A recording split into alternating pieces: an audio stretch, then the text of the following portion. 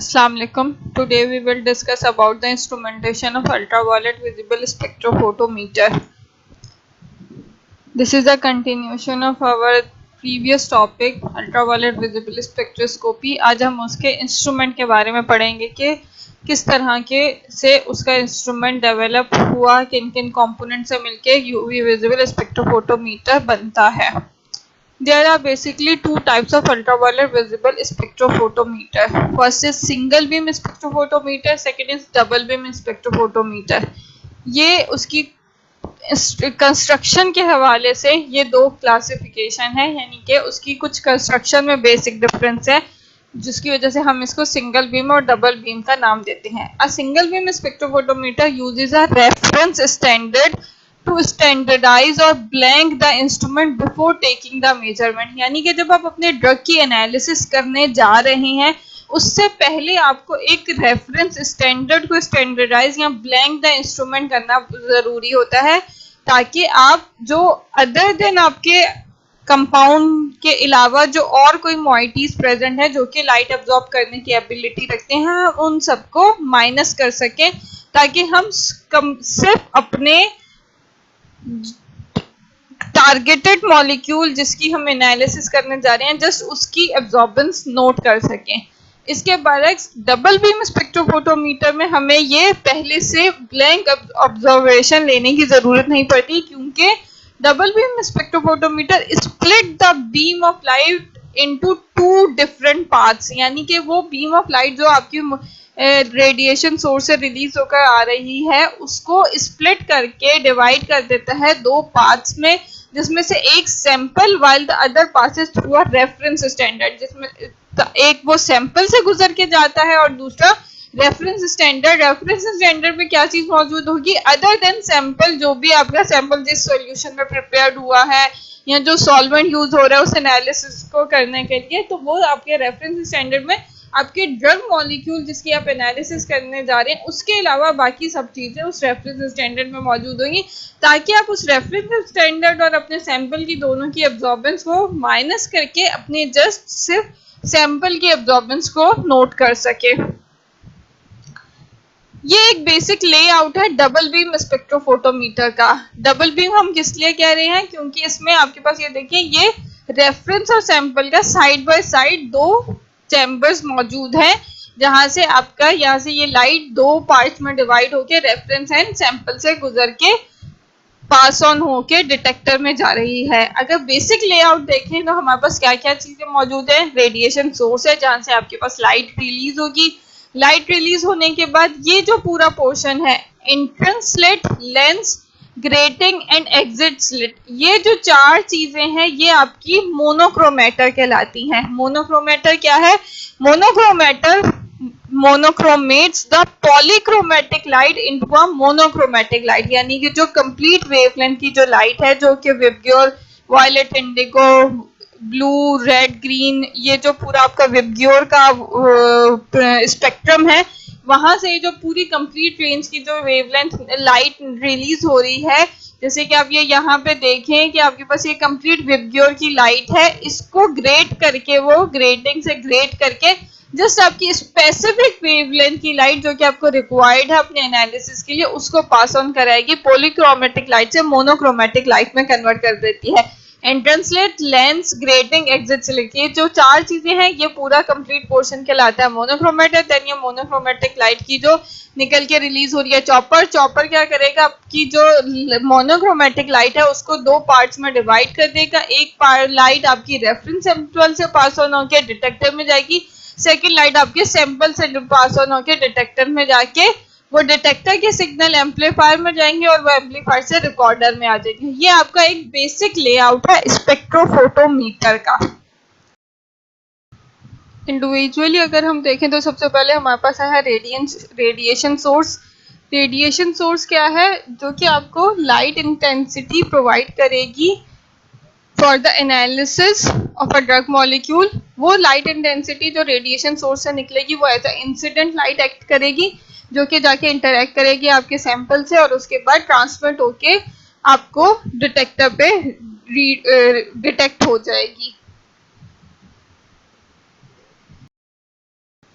Ideal radiation source जो होती है वो कांस्टेंट इंटेंसिटी की लाइट प्रोवाइड करती है over all wavelength with low noise and long term stability. यानी कि कांस्टेंट इंटेंसिटी मींस आपके पास जितनी भी वेवलेंथ की लाइट प्रोवाइड हो रही है उनकी सेम इंटेंसिटी होगी, सेम उनकी एनर्जी लेवल्स होंगे, सेम उनकी फ्रीक्वेंसी वेवलेंथ, उनकी ओवरऑल वेवलेंथ, उनके बाकी जितने पैरामीटर्स होंगे वो सेम होंगे। Long term stability means analysis start होने से जब तक एनालिसिस एंड हो रही है ओवरऑल ड्यूरेशन आपकी रेडिएशन सोर्स में कुछ भी फर्क नहीं आएगा। यानी कि जितनी वेवलेंथ की, जितनी इंटेंसिटी की, जितनी फ्रीक्वेंसी की उसने एनालिसिस स्टार्ट होते वक्त लाइट प्रोवाइड करी थी उतनी एनालिसिस एंड होने टाइम तक वो सेम इंटेंसिटी की लाइट प्रोवाइड करता रहे। ये कहलाएगा constant intensity with long term stability. Low noise means other than the wanted wavelength light कोई और सी वेवलेंथ की लाइट रिलीज ना करता हो, ये आइडियल सोर्स कहलाएगी। सबसे पहले हमारे पास आता है deuterium arc lamp. Deuterium arc lamp give radiation within a range of ultraviolet region. कौन सा रीजन? अल्ट्रावायलेट रीजन की जो रेडिएशन है वो ड्यूटियम आर्स लैम्प रिलीज करता है वो है 185 टू 380 नैनोमीटर। ऑल्दो हमने अभी तक कह रहे थे कि 200 टू 400 नैनोमीटर का जो वो वेवलेंथ का जो रीजन है वो अल्ट्रावायलेट कहलाता है, लेकिन some books are also referred this portion as a ultraviolet region. So deuterium lamp provide the radiation source within the range of 185 to 300 nanometer. अगर हम इसकी कंस्ट्रक्शन देखें तो 2 electrodes are present within a silica envelope which are filled with the deuterium gas. Silica envelope mean जैसे आपके पास एक घर में आपने बल्ब देखे होंगे तो उसका जो आउटर जो पोर्शन है उसको क्या कह रहे हैं हम? एनवेलप कह रहे हैं, जो कि किसका बना हुआ होता है? ग्लास का बना होता है। यहाँ पे ड्यूटियम आर्स लैम्प का आउटर जो एनवेलप है वो किसका बना हुआ है? सिलिका का बना हुआ है और उसके अंदर 2 इलेक्ट्रोड्स प्रेजेंट है। क्योंकि लैम्प है, आपको पता है बल्ब में भी जैसे होते हैं 2 इलेक्ट्रोड्स होते हैं और उनके दरमियान में एक फिलामेंट मौजूद होता है। तो ये 2 इलेक्ट्रोड्स मौजूद होते हैं उस सिलिका एनवेलप के अंदर और उनके अंदर ड्यूटियम गैस फिल्ड होती है। When we provide a high voltage across the electrode which result into a emission of deuterium lines, क्या होगा? ड्यूटियम लाइंस की इमिशन होगी जब हाई वोल्टेज प्रोवाइड किया जा रहा होगा किसी भी स्पेशल सोर्स से across the electrode. With in a deuterium arc pressure is low, so lines spectrum will convert into a continuous spectrum due to the broadens of lines. जो lines है वो ब्रॉडन होती जाएंगी, प्रेशर कम होने की वजह से बढ़ती जाएंगी, तो उसकी वजह से लाइंस स्पेक्ट्रम से किस में कन्वर्ट हो जाएगा? कंटिन्यूस स्पेक्ट्रम में कन्वर्ट हो जाएगा। हमें जो यहाँ पे अल्ट्रावायलेट विजिबल फोटो स्पेक्ट्रोफोटोमीटर में कौन सी सोर्स चाहिए होती है? जो कि कंटिन्यूस स्पेक्ट्रम की लाइट प्रोवाइड करे। कंटिन्यूस स्पेक्ट्रम मींस आपके पास कंटिन्यूसली लाइट प्रोवाइड होती जा रही है। ऐसा ना हो कि एक वेवलेंथ की लाइट प्रोवाइड है देन सेकंड वेवलेंथ की प्रोवाइड हो रही है, मींस उनमें बीच में गैप नहीं होना चाहिए। 185 से स्टार्ट हुआ है 380 नैनोमीटर तक की कंप्लीट रेंज में एक कंटिन्यूस वे में रेडिएशन प्रोवाइड करता रहे। Half life of the deuterium lamp is 1000 hours. Second जो हमारे पास टाइप है वो है टंगस्टन हैलोजन लैम्प की। टंगस्टन हैलोजन लैम्प बाद में बने थे, उससे पहले टंगस्टन फिलामेंट लैम्प खाली मौजूद था। टंगस्टन फिलामेंट लैम्प जो है वो एक ग्लास एनवेलप के अंदर मौजूद है, यानी कि एक ग्लास का एनवेलप है। जैसे आपके पास पहले ड्यूटियम आर्स लैम्प था, वहां पे सिलिका का एनवेलप था, यहाँ पे ग्लास का एनवेलप है जिसके अंदर टंगस्टन फिलामेंट मौजूद होता है। लेकिन इस टंगस्टन फिलामेंट लैम्प की एक लिमिटेशन थी कि life of the lamp is limited by the evaporation of tungsten, यानी कि टंगस्टन की एवापोरेशन की वजह से life of a lamp limited थी, क्योंकि वो डार्कन कर देता था, यानी कि अंदर से काला कर देता था inside of the envelope and reduces the energy of incident light. यानी कि जो इंसिडेंट लाइट की जो एनर्जी थी उसकी जो आपकी लैम्प से जो एनर्जी रिलीज होनी है, जिसने जाके इंसिडेंट करना है, इंसिडेंट लाइट बनना है as a source type for any particular compound analysis, तो आपकी उसकी इंटेंसिटी को कम कर देता था कि आपके जो ग्लास की एनवेलप है वो अंदर से डार्कन अप हो जाती थी due to the evaporation of tungsten filament. तो उसके बाद इस चीज को, उसकी लाइफ को बढ़ाने के लिए क्या किया गया? टंगस्टन हैलोजन लैम्प डिजाइन किया गया, यानी कि within a glass envelope halogen gas fill की गई और टंगस्टन फिलामेंट को यूज किया गया। टंगस्टन हैलोजन लैम्प जो है वो gives good intensity over ultraviolet and visible region, यानी कि ये दोनों अल्ट्रावायलेट और विजिबल रीजन दोनों रीजन्स में ये हमें लाइट प्रोवाइड करता है।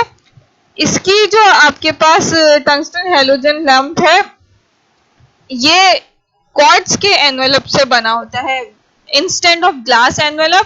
जैसे खाली टंगस्टन फिलामेंट लैम्प था उसमें ग्लास का एनवेलप यूज था, टंगस्टन हैलोजन लैम्प में क्वार्ट्ज का एनवेलप मौजूद है और उसके अंदर हैलोजन गैस फील्ड के साथ टंगस्टन फिलामेंट प्रेजेंट होता है। The higher operating temperature exhibit the lower wavelength limit to 310 nanometre, यानी कि अगर टेम्परेचर हाई प्रोवाइड करके आप इसको यूज करेंगे तो 310 नैनोमीटर लोअर वेवलेंथ 310 नैनोमीटर से भी आपको लाइट इंटेंसिटी लाइट की वेवलेंथ की लाइट प्रोवाइड कर देता है टंगस्टन हैलोजन लैम्प। एडवांटेज अगर हम इसका देखें तो low noise and has the half life of 10,000 hours comparatively better than from deuterium arc lamp. Third जो टाइप है वो हमारे जीनॉन लैम्प है, give good intensity over complete ultraviolet visible region, लेकिन इसका एक डिसएडवांटेज ये है कि give high noise as compare to deuterium and tungsten halogen lamp. जो हमारे पास लेटेस्ट अल्ट्रावायलेट विजिबल स्पेक्ट्रोफोटोमीटर आने उसमें tungsten halogen lamp and deuterium arch lamp ये दोनों लैम्प मौजूद होते हैं ताकि आपको कंप्लीट अल्ट्रावायलेट से विजिबल रीजन की कंप्लीट वेवलेंथ का लाइट सोर्स प्रोवाइड किया जा सके for the analysis of a compound. Next हमारे पास जो पार्ट था वो था मोनोक्रोमेटर का। मैंने अगर आप ये स्टार्ट की ये इमेज देखें, entrance slit, lens, radiation source के बाद आपके पास क्या है मोनोक्रोमेटर। मैंने आपको बताया था entrance slit, lens, grating and exit slit, ये पूरा जो आपके पास कंपोनेंट है अल्ट्रावायलेट विजिबल स्पेक्ट्रोफोटोमीटर का ये मोनोक्रोमेटर कहलाता है। तो monochromator will convert the polychromatic light into a monochromatic light, जो जिस वेवलेंथ की आपको लाइट रिक्वायर्ड होगी उस वेवलेंथ की लाइट आपको प्रोवाइड कर देगा मोनोक्रोमेटर।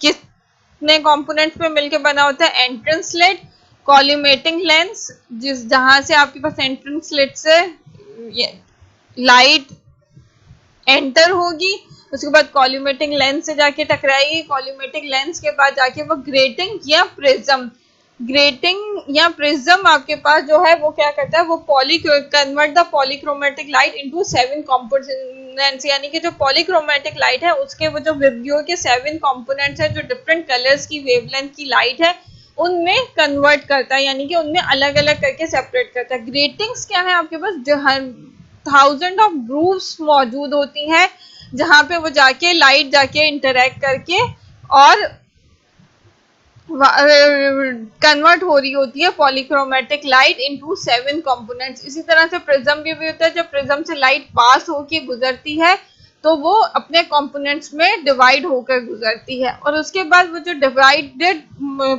पॉलीक्रोमेटिक लाइट है वो रिफ्लेक्टिंग लेंस से गुजरते हुए एग्जिट स्लिट से आप जिस रिक्वायर्ड वेवलेंथ की लाइट रिक्वायर्ड होती है जस्ट वो वाली वेवलेंथ की लाइट रिलीज होती है to incident on the sample for the analysis।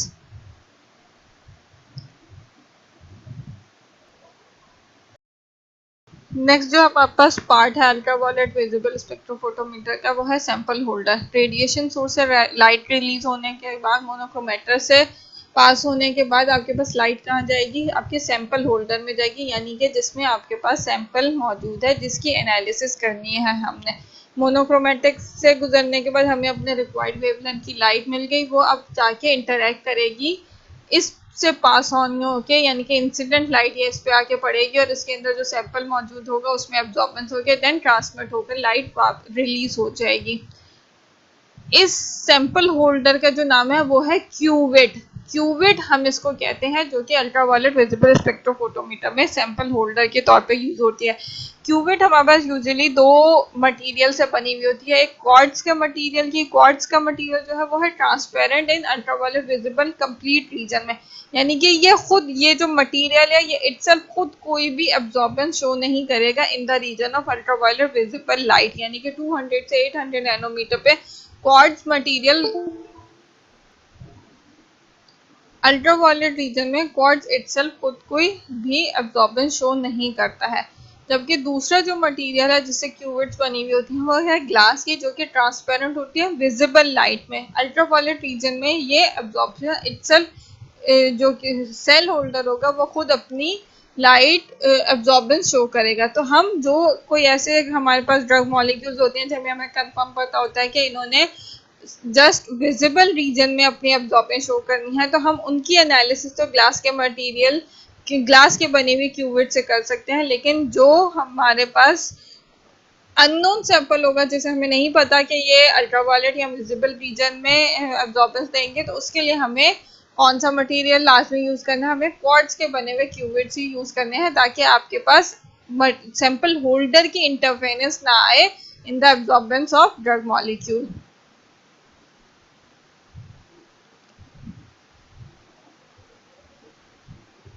Then cell से गुजरने के बाद, सैंपल होल्डर से गुजरने के बाद आपके पास एब्जॉर्बेंस हो गई। अब ट्रांसमिट हुई हुई जो लाइट है वो कहाँ जाएगी, वो डिटेक्टर में जाएगी। तीन तरह के आपके पास डिटेक्टर मौजूद हैं जो कि अल्ट्रावायलेट विजिबल स्पेक्ट्रोफोटो में यूज होते थे, जिसमें से बैरियर लेयर सेल सबसे पहला था, फिर फोटो ट्यूब यूज होने लगे। लेकिन अब जो लेटेस्ट आपके पास जो इंस्ट्रूमेंट्स हैं उनमें photo multiplier cell detector use होते हैं। हम एक एक करके इन तीनों की डिटेल डिस्कस कर लेते हैं। बैरियर लेयर सेल जो है इसको फोटोवोल्टिक सेल भी कहा जाता है। ये इसकी एक स्कीमेटिक डायग्राम है किसकी, बैरियर लेयर सेल की।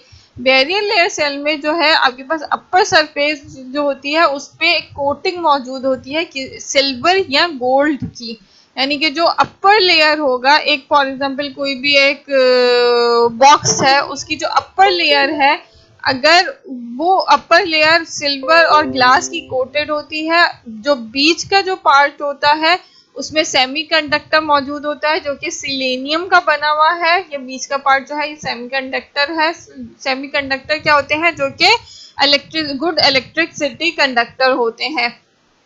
सेमीकंडक्टर सिलेनियम लेयर के बाद जो लोअर लेयर है वो आपके पास आयरन की लेयर मौजूद होती है। आयरन की लेयर और ये जो सेमीकंडक्टर की लेयर है ये काफी हद तक फ्यूज हुई भी होती है। आपके पास ये लोअर पार्ट कहलाता है, और ये जो अपर लेयर होती है जिसपे सिल्वर या गोल्ड की लेयर मौजूद होती है ये अपर सरफेस कहलाती है। ये पूरा एक ग्लास के एनवेलप में मौजूद होगा, और क्या होगा, अपर पार्ट जो है वो नेगेटिव टर्मिनल कहलाएगा and lower part is a positive terminal. कि आपके पास जो अपर पार्ट है वो नेगेटिव टर्मिनल है और ये जो लोअर पार्ट है ये पॉजिटिव टर्मिनल कहलाएगा। यानी कि कैथोड एनोड के तौर पर ये upper part and lower part act करेंगे। बैरियर सेल जो है ये लास्ट में ये जो पॉजिटिव और नेगेटिव टर्मिनल्स हैं ये किससे कनेक्टेड होते हैं, गैल्वेनोमीटर से कनेक्टेड होते हैं, जो कि इलेक्ट्रिसिटी को डिटेक्ट करेंगे।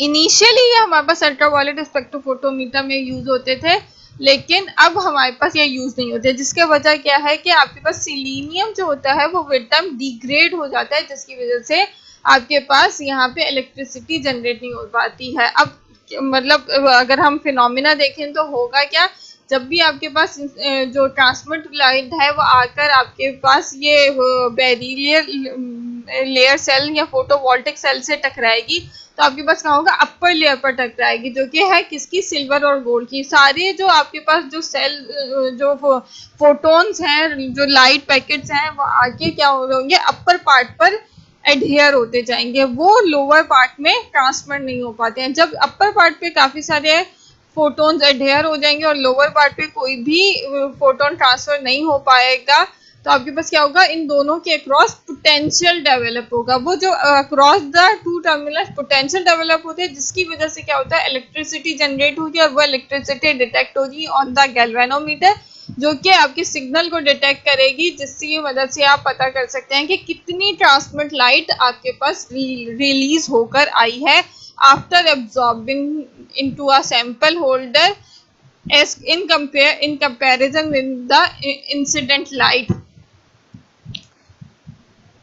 सेकेंड टाइप आपके पास जो है वो है फोटो सेल की। फोटो सेल आपके पास किस में मौजूद होते हैं, फोटो सेल में हमारे पास कैथोड एंड एनोड मौजूद होते हैं, यानी कि आपके पास कैथोड और एनोड का मौजूद होता है। कैथोड जो है वो है हाफ सिलेंड्रिकल मैटर, ये जो पूरा आपके पास सिलेंड्रिकल है ये आपके पास कैथोड होता है, और इसके जस्ट एक पोर्शन जो है वो है आपके पास एनोड। पॉजिटिव पार्ट जो होता है वो एनोड कहलाता है, और ये जो कंप्लीट ये जो सिलेंड्रिकल पूरा पार्ट है ये आपके पास कैथोड कहलाएगा। कैथोड के इनसाइड पे आपके पास क्या मौजूद होती है, एक लाइट सेंसिटिव लेयर मौजूद होती है। विद इन अ कैथोड जो आपके पास सिलेंड्रिकल मेटल है उसके अंदर एक लाइट सेंसिटिव लेयर मौजूद होती है। जब भी अल्ट्रावायलेट रेडिएशन की लाइट जो कि अब्जॉर्बेंस शो करने के बाद ट्रांसमिट होकर रिलीज हुई है वो आकर आपके पास इस कैथोड पर पास पड़ेगी और इंटरेक्ट करेगी, और वो आपके पास इंटरेक्शन के बाद कहाँ जाएगी, लाइट सेंसिटिव लेयर पर जाएगी। जो कि लाइट सेंसिटिव लेयर क्या करेगी, इलेक्ट्रॉन जनरेट करेगी। वो इलेक्ट्रॉन जनरेट होके कहाँ चले जाएंगे, एनोड पे चले जाएंगे। एनोड पे जब वो इलेक्ट्रॉन जनरेशन के बाद एनोड पे जाते जाएंगे, यहाँ पे एडहेयर होते जाएंगे, और आपके पास कैथोड पे कोई भी इलेक्ट्रॉन नहीं होंगे, तो इन दोनों के अक्रॉस पोटेंशियल डेवलप हो जाएगा, जो कि result will be resulted into a generation of electricity, जो कि गैल्वेनोमीटर पे डिटेक्ट होके आप क्या कर सकेंगे, उससे आप अपने वो ट्रांसमिट लाइट को कैलकुलेट कर सकते हैं जो कि आपके सेल से सैंपल होल्डर से रिलीज होकर आई है। फोटो सेल जो है वो बेरिलियल लेयर सेल के कंपैरेटिवली थोड़ा ज्यादा अच्छा डिटेक्टर माना जाता है, क्योंकि उसमें कोई जैसे वहां पे सिलीनियम की लेयर थी कि जो कि विद टाइम डिग्रेड हो जाती है, फोटो सेल में ऐसी कोई लेयर मौजूद नहीं है जो कि विद टाइम डिग्रेड हो जाएगी। अक्रॉस द पोटेंशियल आपको अच्छा result, potential across the cathode anode potential develop हो जाता है, एक अच्छा रिजल्ट आपको, अच्छा result means accurate result photo cell से मिल जाते हैं। लेकिन इसके भी एडवांस लेवल फिर आया हमारे पास जो कि है photo multiply tube. Photo multiply tube में हमारे पास दो पार्ट मौजूद होते हैं, एक फोटो डायोड जो कि कैथोड और एनोड कहलाते हैं, सेकंड पार्ट है इलेक्ट्रॉन मल्टीप्लाइंग एम्पलीफायर जिनको डायनोड्स भी कहा जाता है। ये दो पार्ट से आपके पास मिलके फोटो मल्टीप्लाई ट्यूब बनी है। ये जो पूरी आपके पास डायग्राम है ये फोटो मल्टीप्लाई ट्यूब की है। अक्रॉस द क्या है आपके पास फोटो कैथोड्स हैं जो कि फोटो डायोड्स हैं जो कि कैथोड और एनोड है, और इनके अंदर क्या है, डिफरेंट डायनोड्स मौजूद हैं। ये क्या है, डायनोड्स है।